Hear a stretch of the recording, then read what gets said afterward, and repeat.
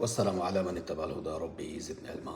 এখানে র হরফ যেটা হচ্ছে আমাদের র শেপ, যেগুলো হচ্ছে চোখ, হ্যাঁ, যত রকমের ইন্দ্রিয় আছে যেগুলো আপনার নড়াচড়া করে, মুভমেন্ট, চলমান, এটা হচ্ছে র। যে একটা হলো দেখা, তারপরে শোনা, চিন্তা ভাবনা করা, সব কিছুই এটা র এর ভিতরে, যেগুলো কন্টিনিউয়াসলি চলমান। আর ঝা এটার অর্থ কি? র যেটার অর্থ হলো আপনার 20 নম্বর সূরার 10 নম্বর আয়াতের যে 2 নম্বর শব্দ, এখানে পাবেন র মানে যে দেখা।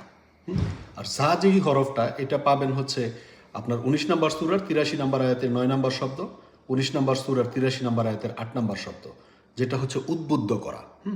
যে আপনার মুভমেন্ট আমরা তো সবাই এমনি মুভমেন্ট করি, কিন্তু এমন একটা কোনো জায়গায় মুভমেন্ট করা যেটাতে আমরা সবাই যে আপনার জাগ্রত হয়ে যায়, যে ঝাঁকুনি খাওয়া, এরকম আর কি, যে উদ্বুদ্ধ করা, যে চলো এটা করি।